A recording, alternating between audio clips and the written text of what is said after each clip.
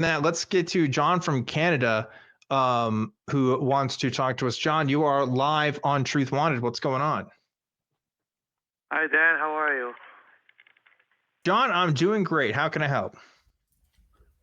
Before we start, I just want to introduce myself to your partner. Hello, Christina Carroll. Hi. Wow, that's very, very formal of you. John's called into the show before. John, Okay. Hi, John John. used to be a Christian, Oh, cool. and is now no longer a Christian, and so he's been calling about that. And so, John, I think you want to talk about something in that same vein. Yeah, I just want to know. Okay, I asked this. I'm generally asking out of genuine curiosity. But can you please explain homosexuality to me? Because I really do not get it. Okay, so when you say explain homosexuality to you, that's a very broad topic. Do you mean like how are human beings homosexual? Like, is that what you mean? For the life of me, I just can't understand how two people of the same sex can be attracted to each other, especially two. Well, that wouldn't be for you to understand, beloved, because you're not. If you're a heterosexual man who's attracted to a person of the opposite sex, you wouldn't understand. That's not for you to understand. Mm-hmm. Mm-hmm. Yeah, I mean, like if your brain's not wired that way, it's just not a feeling or an interest that you're gonna have, right? Yeah. And truthfully, a lot of people who identify as gay, it's not 100% for them all the time. That's why we have a label of bisexuality, and I'm there's a other kinds of bisexual labels people woman. have. Like I Yeah. can't, I can't speak to anyone else's mental scapes except my own. I can't um, help you understand that any more than I could help a gay man or a lesbian woman understand the feeling or the mind of someone who is a heterosexual, a heterosexual cishet person. Does that make sense, John? I don't can't explain it, but I still don't understand completely. Like, as a male, I just can't see myself being with another male. I just can't do it. And right, and I don't expect you to be able to because you're not a gay man. I mean, John, I'm assuming, John, I don't know your sexuality, right? And maybe that's something you're exploring for yourself. That's fine. I don't need to know your business. But like, I'm going to presume that you like women or you have liked women in the past, right? Can you imagine explaining that to somebody and how Right. that works, right? Because to you, that just seems natural, right? That's just kind of the way it is. And for people who identify as gay, how they like people is just how they like people, right? It's just the way it is. There's nothing really to explain about it, right? It's just how they are. I don't know how it's possible. Like, if I see a man who looks good, I'm gonna say, okay, that's a handsome man. I will say that. But for the life of me, I just don't feel like putting my hands on him. And that's fine. It's not Okay. possible for you, right? But it's possible for other people, right? Right. I just want to know how that's possible. Like, you need a man, you need a male and a female to come together. It's just natural. It's just natural. Oh, so you mean like evolutionarily how that's possible? If that's the case. Well, that's an interesting subject that's separate from this conversation, but like, to kind of give a bird's eye view on the topic, homosexuality is not something that's exclusive to people, right? It's important to point that out. We've observed that kind of behavior in all kinds of animals, birds, bees, you name it. It's been out there. And of course, nowadays you see it's more widely talked about, but that's always been observed. And studies that are older than both of us, right? So it happens, right? Why it happens, we may not know the intricacies of. People have different ideas of it, but it doesn't really matter on the why at this point, right? It's important to know that it does happen, right? When we're Christians, we tend to think of these things in terms of moral judgments because we want to know why things happen to see if it's like, a good or a bad thing. But it's not a good or a bad thing. It's just the way things are, right? That's the thing. Yeah. Yeah. Speak to that, Christina. It is just a thing, and like you said, we try to look at things through the lens of Christianity and try to make it make sense more morally based off of the morals of the Bible. And I think that is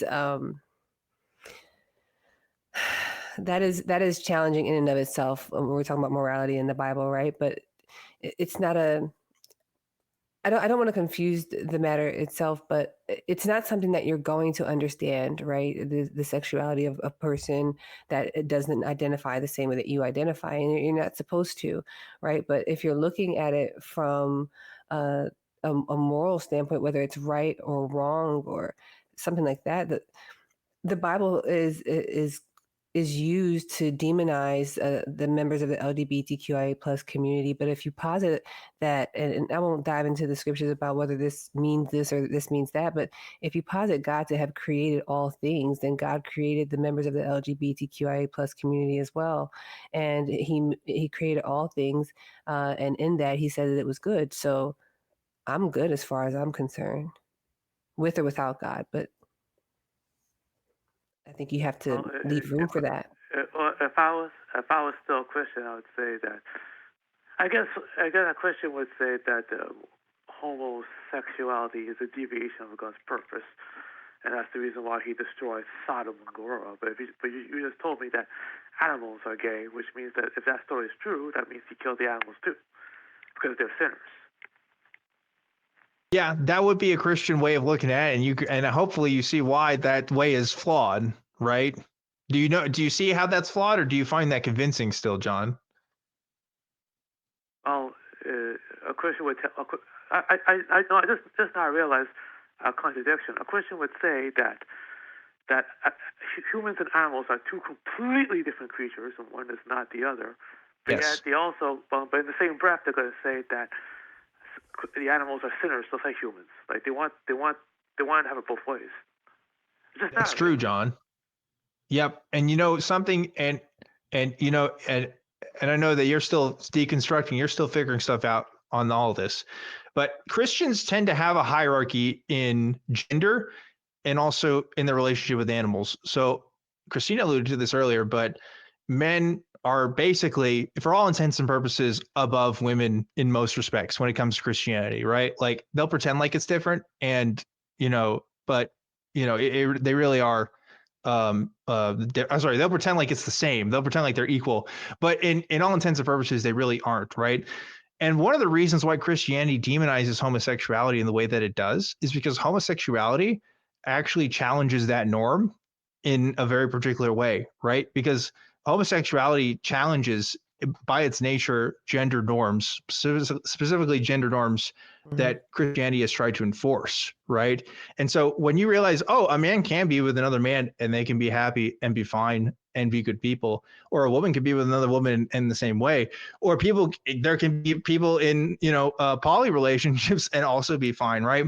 When you start to challenge that structure and that hierarchy, it delegitimizes Christianity, right? It delegitimizes them as an authority, right? As Christianity as being important to someone's life or somebody that they should be listening to, right? As a topic. And I'm talking about the church broadly, but I'm also talking about like Christianity culture, right?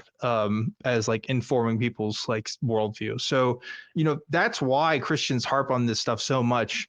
And sometimes it's personal, right? And it really is bigotry. And sometimes I don't even think it's like a personal bigotry. I just think it's people perpetuating a structure of oppression like divine order. Yeah, that like they don't even realize that they're a part of, that they're supported. Does that make sense, John? I know I got a little heady there.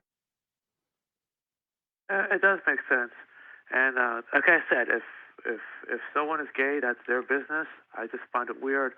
But as for men being ahead of women or above women, I agree. I agree with that. In a relationship, the man should be in charge. The woman is important, but the man should be the head of the household. Oh, John. Okay, we still have some stuff we got to work on, my friend, because we can't leave you with that, right? Well, wait, can we talk about that? Why do you think a man should be in charge of a relationship with a woman? Well, he's the stronger one. He's the one who takes the risks. What does that mean? He's a strong one. He's one who takes risks. We're not living in caves, John. Is he going to hunt the bears? John, I work from home. I sit in front of a computer for 8 hours a day, John. Like, what am I doing that's more important than what my wife's doing? Deer, Dan. Yeah. Okay, Dan. Am I muted? No, you're not muted. Go ahead. Okay, Dan. If a war were to break out, I guarantee. Who do you think is going to go to war? It's going to be the men. They're going to be the ones that are going to defend this country from. John, there's women serving in our military right now. Yeah, what do you mean? Yeah, but the men are the best suited to fight the war because we're made for that. Okay, well let's talk less about the less suited. That's a whole other thing with its whole implications. I want to focus in on this. Men should be in charge of a relationship. Because let's say that's true. Let's say that men are just purpose built for war. What does that have to do with people's individual relationships? Okay, here it is. You agree that if any two people are going to work together, decisions have to be made. There has to be a consensus, correct? Yes. I do agree with that. You agree with that, Christina? I think yes, so. I agree. So if each person in the group wants to do their own thing, there'll be no consensus. Nothing will happen. Someone has to make the decision. That's why we have leaders. I know for a fact that in your organization, you have a leader, which is I'm assuming is Matt. So there has to be a leader. In a family, there has to be a leader. And it makes sense that the leader should be the man because he's the one, he's doing the hard work. He's bringing home the money. If there's a danger, he's the one that's going to go out and deal with it. John. There has to be an official head of the family. You can't have two people. John. I'm going to have a secret. I'm going to tell you a secret. Old-fashioned, but that is the reality. No. Just listen to me, John. I'm going to tell you a secret. You want to know a secret? My wife makes more money than I do. You know what? In the house that I'm living in right now. You're actually admitting that on air, Dan. I have nothing. Why would I have anything to be ashamed of, John? It's okay. Why would I live a great life? And you know, and by the way, I'm not like and I know people who live this way too, and that's fine. I'm not a house husband. I work myself. We both work, but my wife makes more money than I do. In the house that I live in right now, I help pay for it, but it's in her name. The mortgage is in her name. I have no shame about that. Tell me, why should I be ashamed about that, John? Because you're the man. You should be in charge. I feel why? Dan. But because John, I am incredibly happy with my relationship. Believe me, I love my wife. It's great. Why should I be ashamed or feel unhappy with the way things are? Because what if she decides to take advantage of you? But that's true. That's right. What is that? I don't know. I'm talking a lot. Christina, go ahead. No, I just, it's just this warped idea of what partnership is and what relationship is. And I can't help but tie it back to the fact that a lot of people who are believers in starting to deconstruct don't understand what a healthy relationship is because they've been in a very vertical, one-sided relationship with this God who has told them that love is equal to obedience. And it's not, in fact, the case. A relationship and partnership and coming to a consensus and understanding and making decisions, those are partnerships things. And when you're in a relationship, and just because someone is stronger at one thing, or that's nonsense, and it needs to, right along with this book, be tossed into the annals of history, and we need to move forward. We can't continue to keep going around this. It's 2025. Eggs are $1 million, right? Like, we are trying to work through it, and a lot of families are really just bunkering down and trying to make the best decisions they can for themselves. So if we're both working, right? I'm a single mother, right? I have 2 children. I'm a one-man band man. You should have a partner, Christina. You need a partner. You need a male partner. John, why? Why does Christina need a male partner? Give me one good reason why. Because she can't handle it all by herself. Plus, John, okay, pardon my French. How the fuck do you know that? How the fuck you just met this? You don't even met this woman. You've heard her voice online for 10 minutes, and you already know her life situation. The fuck are you talking about, John? Get you a man, Christina. She just said she was a single partner. She just yeah. Said it. That's all I know. Yeah. Why? First of all, why is that your fucking business? Telling her how she should be living her life. But second of all, why does she need a man? Why? Why? She was the one who mentioned it, Dan. She was the Yeah, one. but I didn't say that. No, but I also didn't say that I needed a man or I was yeah, looking for a man. Or when I said I'm a one man band man, I meant that. I yeah. handle my bills. I take care of my children. I get them where they need to go. I take care. I have friendships. I'm a sister. I'm a daughter. I'm a lot of things. I can do it all the fuck by myself. I don't need anyone to do a goddamn thing, right? Mhm. Would I like some help? Listen, I'm taking applications if you want to just anyway. But like, no, seriously, I don't need a man to make me happy, to make me money, to make me food, to make me anything, right? If I have a partner, that's one thing, but if I don't, I got this. See, that's precisely that attitude that's destroying the American family. Is it? You might feel differently, Carol. A lot of women out there have been surveyed that they have careers, but they miss having a man and a family. They feel unfulfilled. Okay, that's sad for those women. If you ask Christina, if you just heard her, sounds like she's doing just fine, Fine.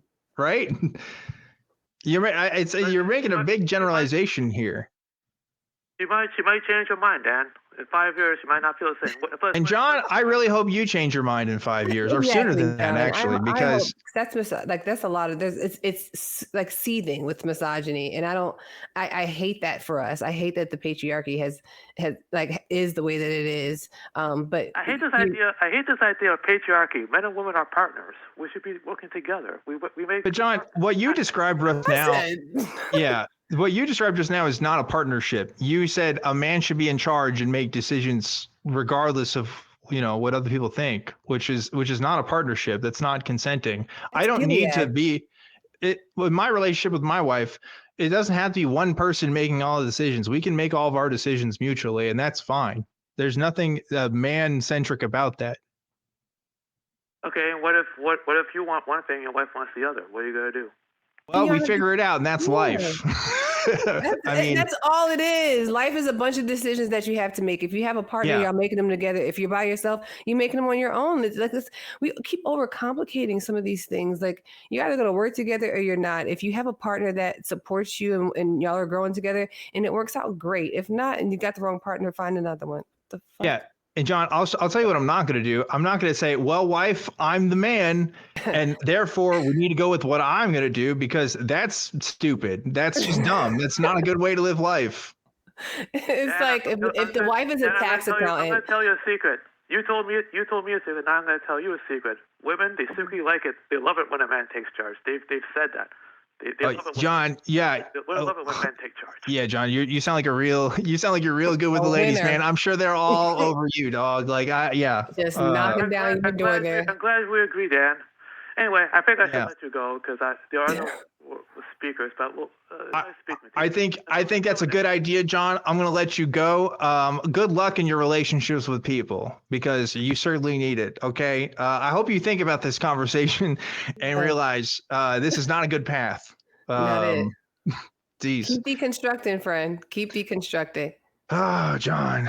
We've our Lord 2025. What is happening? Well, we've talked to John several times, and I'm gonna be honest, Christina, we've made progress with John on other fronts. Obviously, he is not a Christian now. You heard him say it himself. Right. But that's the other thing. I've had this conversation before too. Like people oftentimes when we talk about deconstructing, yes, people are deconstructing, but what are you deconstructing? How we said before earlier, why I say I'm still deconstructing, because I have to constantly change my mind about things and really sit and evaluate things, investigate my own biases and things like that.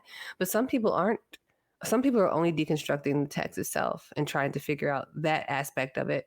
And so I often say that there are a lot of atheist bigots. There are a lot of atheist misogynists. There are a lot of atheist homophobes. There are a lot of them. And until we recognize that our lens is skewed and we need to really reevaluate everything, just first determine, is this really how I feel about it? And if you are that person, then fine, be that person. But deconstruct, please. Yeah. And this isn't the only problematic ideas I've talked about with John here. And John, if you're still listening, I know you've made some progress on some other stuff and I'm happy for you there, but this is one that's got to go sooner rather than later, man, because that's affecting your personal life. First of all, if you have that attitude with people, because people obviously don't like it. But like, I also would encourage you, if you're still listening, to think about what Christina is saying here, and especially in ties to patriarchy with Christianity as well. Like I alluded to this earlier. Well, we both alluded to this, that Christianity enforces both implicitly and explicitly gender norms, right? And I think like your worldview right now, if I'm willing to bet the farm that it's because of Christianity more than anything else, based on what I know about you, John, and what we talked about before, because that's not something that happens like in a vacuum. That comes from culture informing you about how you should feel about something and how you should think about something. But I know through my relationship with people that kind of thinking isn't great and is only going to be harmful in the end. And so I hope that you can kind of think about that and maybe reflect on that before we come back to it, because I'm not going to let anybody call in and tell my guests that they need to find a man. That's ridiculous. Holy shit, John. I don't know why people see me, they're like, she needs a man. You know what her problem is? She needs a man. She's a nice girl, very intelligent, but she needs a man. Terrible. I think John needs to go talk to some people. Go see how that works in the real world and see what happens there.